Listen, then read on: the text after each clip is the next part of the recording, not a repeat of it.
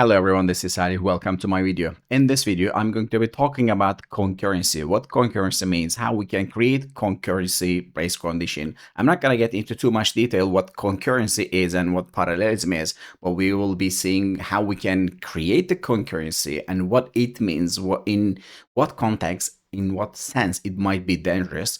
And I'll be showing you one way to avoid the concurrencies and race condition.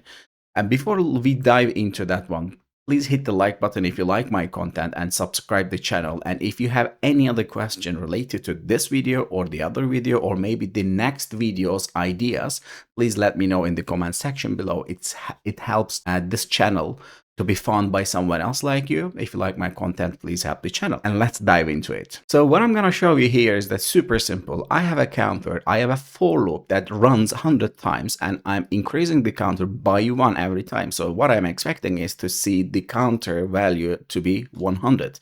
Let me run this one as it is super simple. You're going to see the value is 100. Okay, this is perfect. It's because what happens here is that there's one thread is executing this program, right? So everything, every code over here executed by only one thread, which is the entry point thread or main thread in that context. If you remember my previous video or the one before that, if you know me, I like talking about async programming and parallelism and thread or the other stuff. In this case, actually, there are only one thread and everything is executed by one thread only. What it happens is actually it just spends some time within this for loop and just increase the counter. And once it is done, after this line executed or this one executed, we know what the counter value is. It is 100. But the concurrency here just comes into table. And what concurrency mean actually, let me try to explain it. What concurrency means is actually many things, it doesn't matter what it is, but many things are trying to do the same thing at the same time. So what parallelism is, they are working on the same thing at the same time. But that doesn't mean, so let's say you have a queued up queue that has 100 items. So if you have 100 processor, let's say processor, these may be just doing the same thing, which is consuming the queue at the same time. But what concurrency is, that 100 things is trying to do the same thing. They are not sharing the same thing and they're doing their jobs. But in the concurrency, they are trying to do the same thing. In this case, for example, we had only one thread, which is increasing the counter's value. What it does actually, it reads the counter's value from the memory and then increase it by 1 and then rewrites it. So if it happens in one thread only, there is no problem. But imagine there is more than one thread. So the thing in that sense could be the thread. If multiple threads are trying to do the same thing, so the increasing the counter, but increasing counter means 3 steps actually. Read the value, increasing, and then write the value back, right? If multiple threads are trying to do the same thing, read the value, increase it, and then write it to the memory, some of them might be happening at the same time, right? So instead of having for loop here, let's say we have parallel for, same thing actually. So it's gonna start from 1 and to 100, and my value is gonna be high actually. It really doesn't matter. Let me disable that one. Actually, it's disabled. Okay, now it's gonna do counter plus plus. I'm gonna comment this out. So in that case, there will be 100 threads over here, and they are gonna try to do the same thing. So they are gonna increase the counter's value. But remember, 3 steps: read the value, increase it, and then rewrite it. So when we run that, when we execute that line of code, the counter may be 100, may not be 100. We don't know. It's because, let me run that actually. So we see, okay, it is 100. Let me run that again. Actually, this is not a good example. It's because it is waiting that to be finished. Actually, let me create something else. Let's imagine I have tasks here, which is list of tasks, and I'm gonna do for here again 100 times. But what I will do, I'll add a new task add. So I'm gonna say task run. So now I am creating new task here, and in that task I'm gonna do the same, counter plus plus. Or I could have been doing the same thing with something like that. So thread pool, so I can queue user work item, which is whatever I want. What I want is to increase the counter. So this is gonna do the same. When we complete that for loop, I don't know if every thread that I have created over here, or every thread available that's doing the same thing, are finished by the execution of that line. So let me run that and see what the value. So the value is 0. So no task was able to finish before I executed that line. You can say, okay, you can use task await and blah, blah, but I'm not talking about this one. Let me run this again and see what it does. The value is again. So let me get rid of this and do it here. By the time I finish executing that for loop, I'm not sure if every task just did the same thing. So increase the value means read, increase, write. So let me run that and see. So it is 34. It's because by the time I print this out, the console, only 34 task was able to complete its job, which is this one, or they worked at the same time and they did the same thing, but so they changed the counter's value, but some overridden the others. So we can do something else. So I'm just gonna show you something else. And let me do it here and do it here. I'm not gonna change the counter's value. It's because now we saw many things just happened at the same time and they tried to change the counter's value, but some failed. We can actually do a parallel 4 each, and we can wait for that again. But what I'm gonna show you here, again, I'm gonna run a task here, and that task is going to console write line, and it's going to print the I.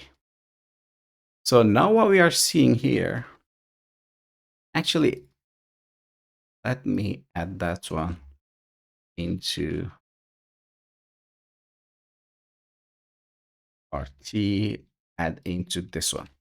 Okay. So now what I'm doing here is a similar thing, actually. I'm now creating or just allocating 100 threads from the thread pool, and I am now adding it to tasks.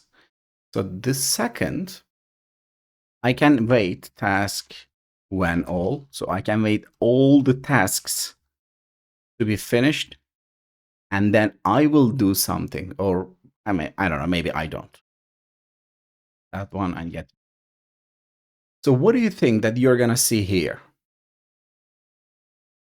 And what you're gonna see here is that there will be 100 threads which each status is running, and they will be doing something. So they will be printing I, value of I, and actually I'm now gonna wait all the 100 threads to be finished. So what do you think that we are gonna see when this line is executed? So let me build it over, let me debug it over here by I. So it's gonna be I, right? So I will be creating this one, and it is going to print 0.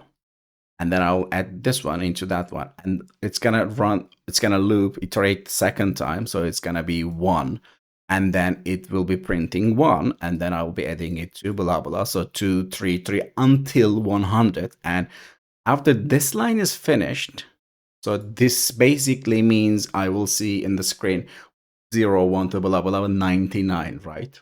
But this is not what's gonna happen. So let me show you. So what happens is that we saw 100, we saw 58, we saw 52, and we saw many 100s. Let me run that again. So you will see now 19, 19, 19, 100. Let me run this again. 100, 100, 100, and blah. So what happens here is that when we create a task over here, we create a task. We ask threadpool to give us any thread so I can run my operation, which is basically just printing this out. But it is not guaranteed. It's because I'm not waiting for single thread to finish its job, single task to finish its job. It is not guaranteed that it is gonna run right away. So by the time I don't know, I do something here, maybe after that one, it is not guaranteed that it just does everything. It completes everything. But what happens here weirdly is that this is basically an execution context, and any other task, any other thread needs to access that context, read the value of I. But I'm not sure. I don't know when this line is executed, right? So I'm now telling it, okay, I will be passing you a value from my main thread to your thread, which is I, the value of I.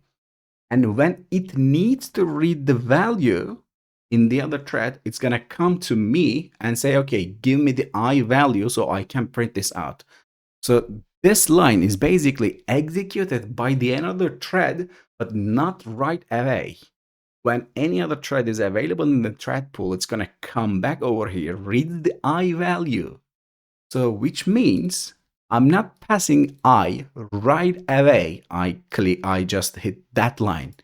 I am passing the value of I when it is finished or when it asks me to. So, but I don't know when it is going to ask me. So in here though, I'm now telling it, okay, I'm now going to wait for all the threads to be finished.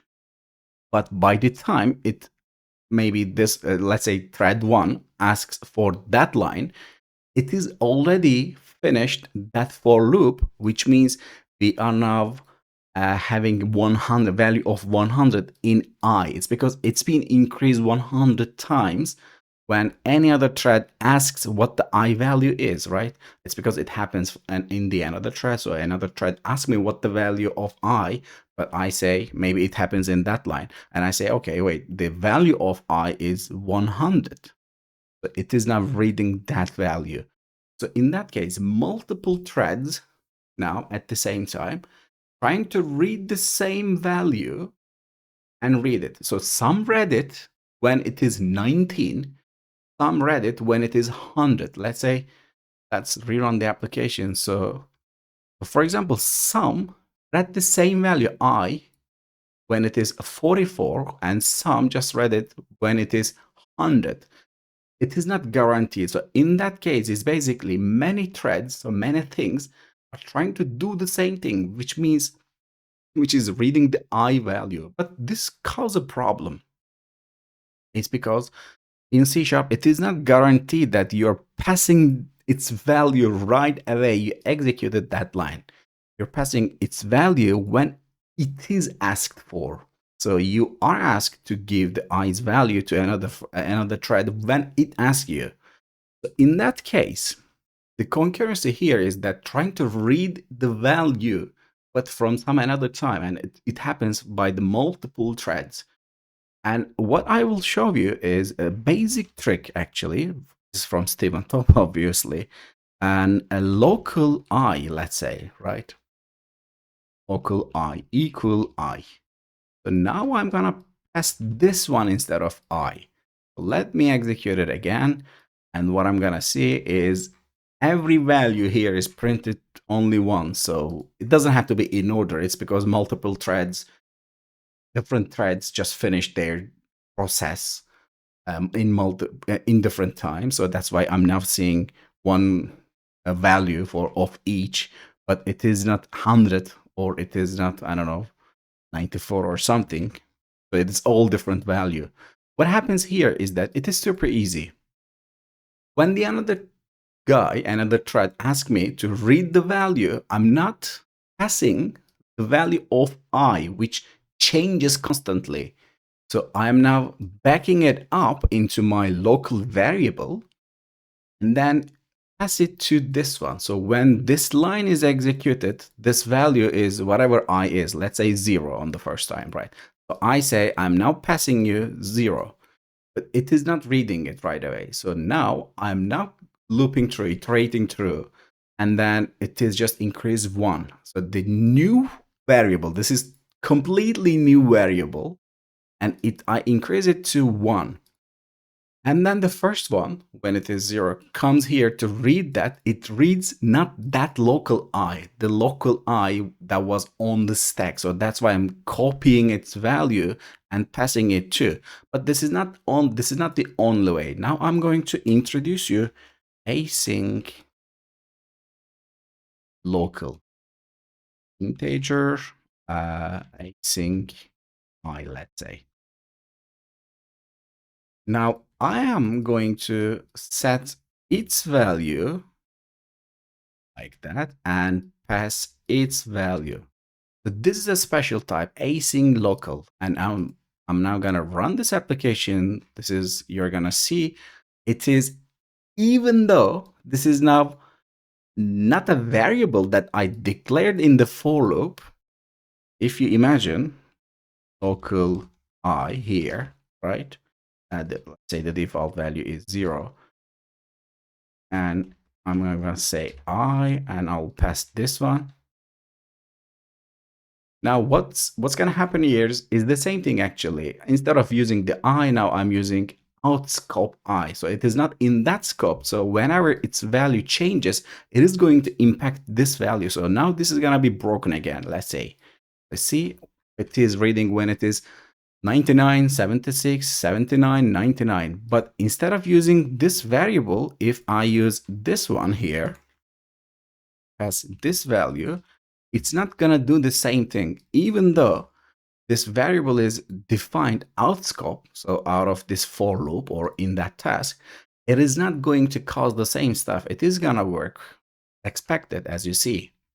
It's because AsyncLocal has a different approach than the others when you do the assignment by the value type. So whenever you assign any value type to another value type, it's basically, it copies its value. But what happens here is that it is using a map, a sort of map, I can say. It's because its value is not shared by the other threads. But even though the other threads came into your variable, async local variable, what it reads it, the value which is set by the thread. So you may imagine that there is a mapping inside. It maps the thread ID, the current thread ID, and the value. If your thread ID is 1, and if you set its value to 100, for example, if any other thread comes in and asks the value, they are going to get 0, the default value of integer. It's because it doesn't have a record. It doesn't have a row that says, okay, this is your thread ID and this is the value. So basically, you're avoiding race condition. You're not accessing the same value, but you're accessing the value that has been set by your thread. So this avoids us having the race condition or concurrency problem in that context.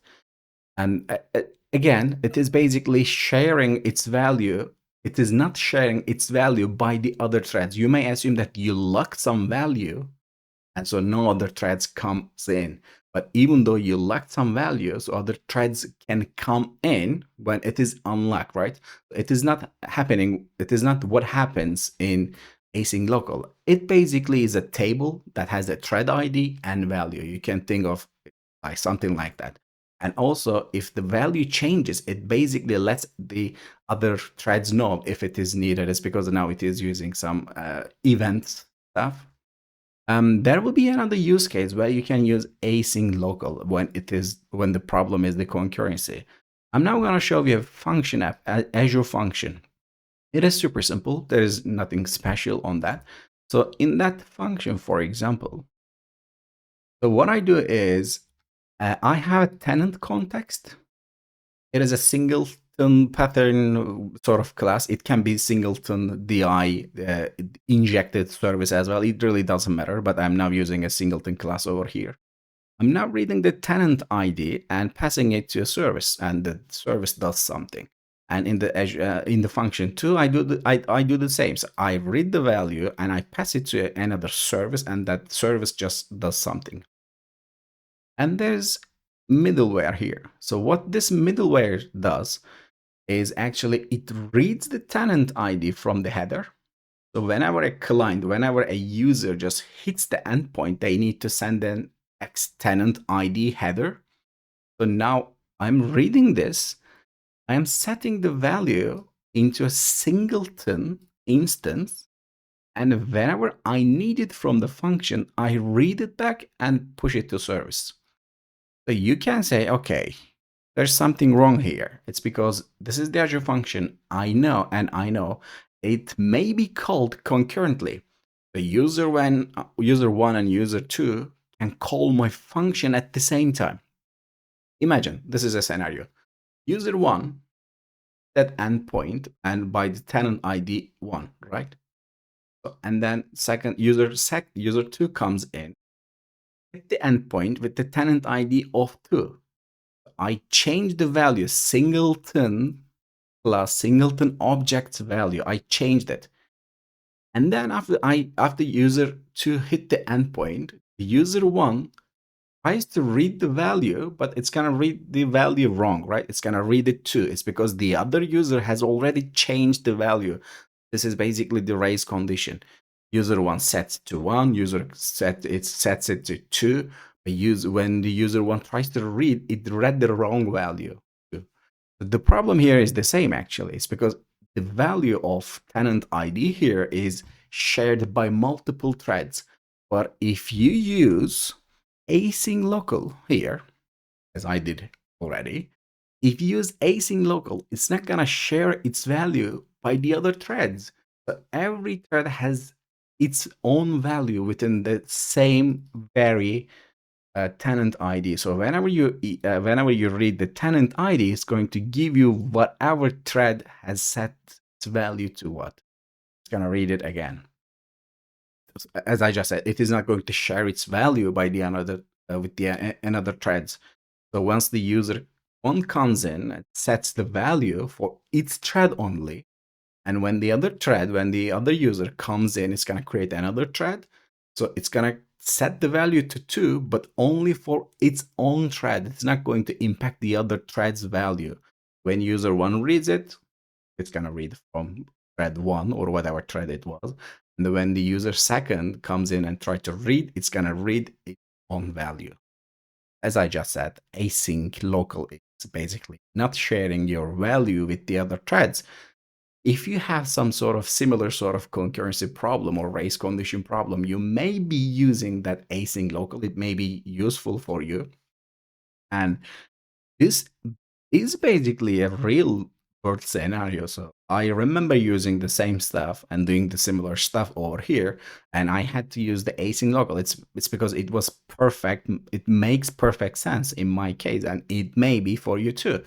So as you know me, I like talking about all the concurrency stuff and all the other task, thread pool, all parallelism stuff. If you have any further questions, please let me know in the comment section below. Or if you have any feature video ideas, let me know again in the comment section below. Until the next video.